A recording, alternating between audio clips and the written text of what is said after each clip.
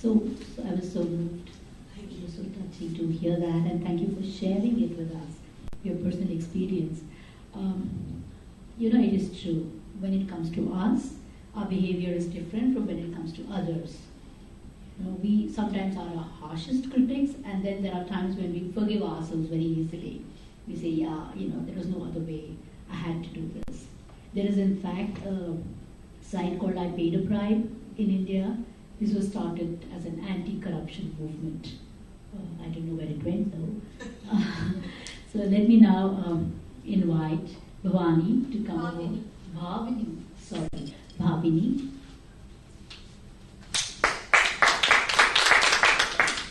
Thank you so much.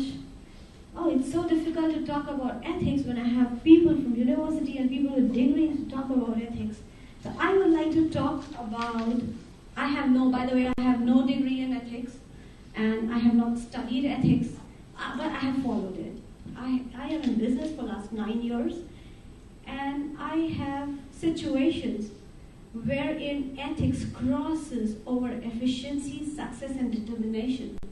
I had the first lesson in ethics when I was 15 years old, and I was writing my first very important exam of my life, which is 10th standard SSC board exam.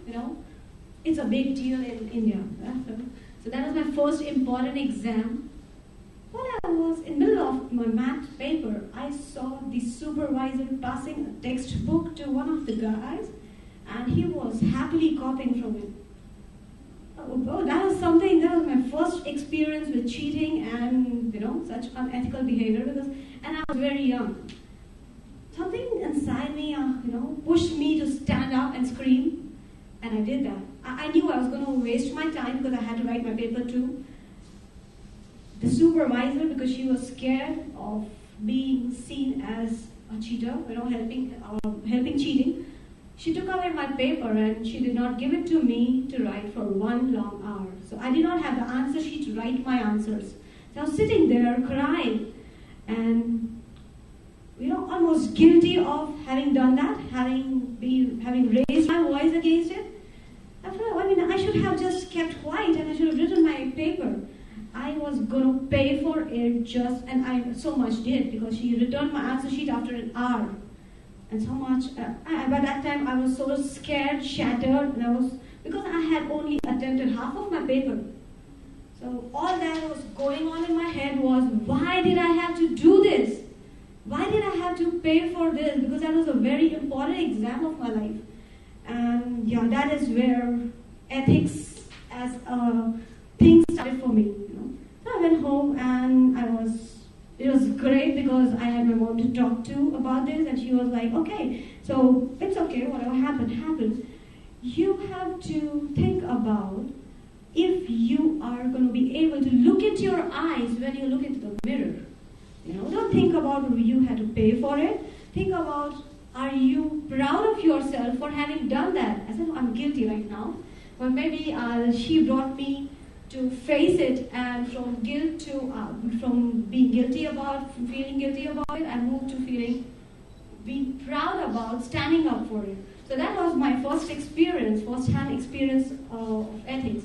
Then coming back to the business, there are a lot of times when you cross paths, when ethics and efficiency crosses paths. For example, my HR came to me and she said, oh, I have recruited this vibrant girl.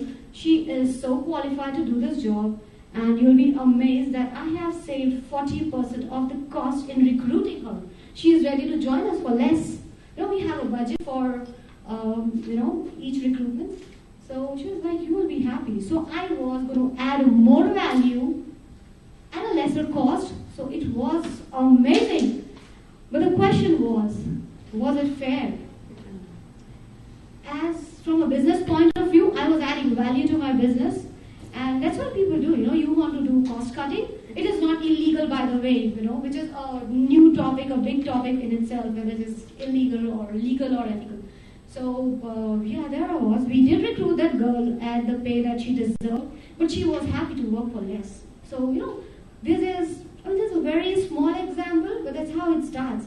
So that's how, it creates patterns, The way people look at me as leaders, they did speak about co-workers, how it happens, how you should manage it, how you should not follow somebody who does wrong.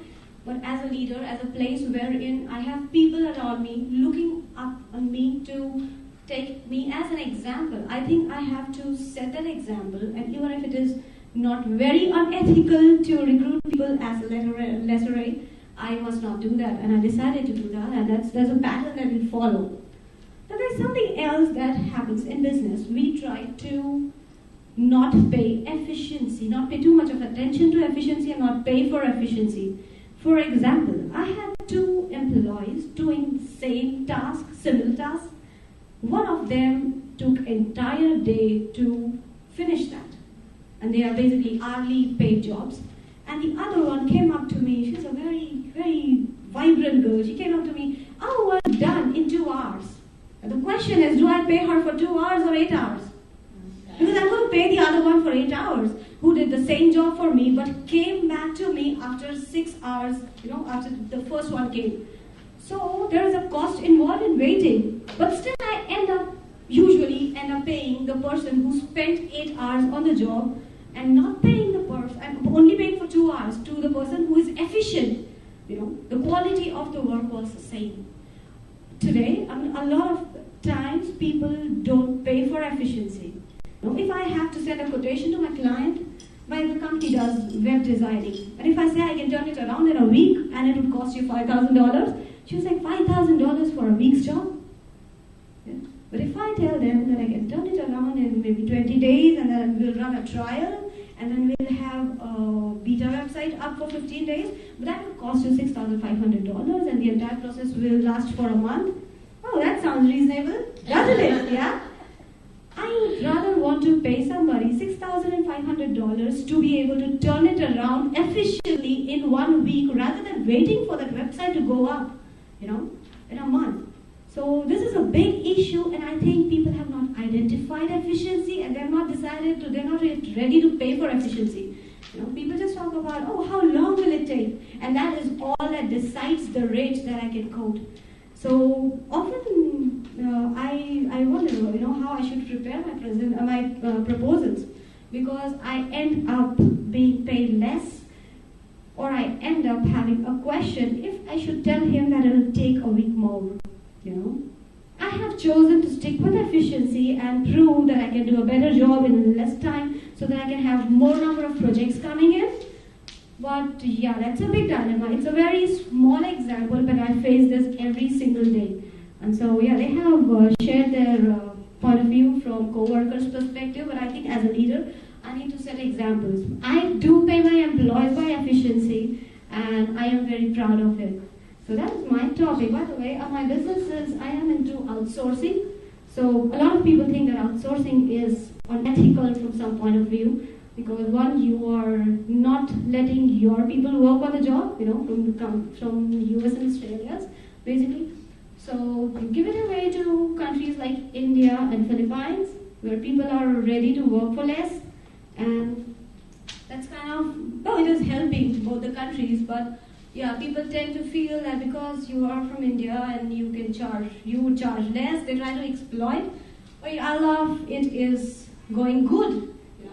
And so I face this every single day, because I have to, when I send my quotation, I have to quote in different currencies and I have to take care of it. But these are 2 small examples that I wanted to give so that you can set a right pattern in your organization. Thank you very much.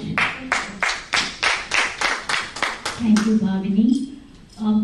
Your talk about efficiency reminds me of a story. So there was this businessman going to the airport, and on the way the car had a breakdown. And so this driver got out. He had this spare wheel. And he immediately changed the tire, and then they were on their way to the airport. So the gentleman says thank you and goes away. The next time round, again he is taking another taxi to the airport, and the car has another flat. This time the driver tells him, you just wait, I don't have a spare tire, and then he's running around here, there, everywhere, finds a tire, comes, fixes it, and gets the gentleman to the airport in time. And then he gets paid 100 rupees or 200 rupees, because the gentleman is very happy that he got him in time.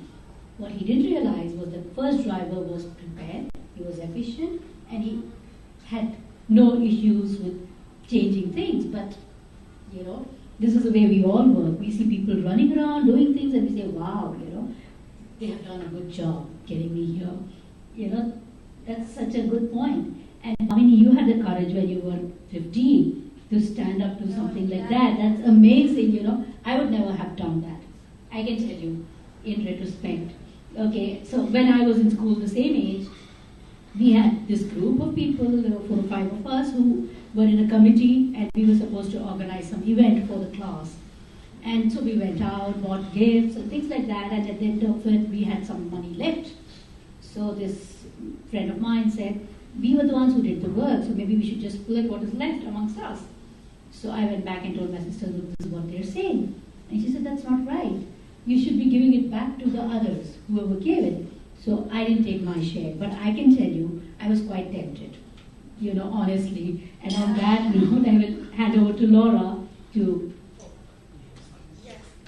tell us her share of the story. No, if you don't mind, I prefer to stay here and look at my presentation because I have to change something according to what. We will get the chair here. Would you be able to see it? Yes. I'll get the chair here. You can take mine. No.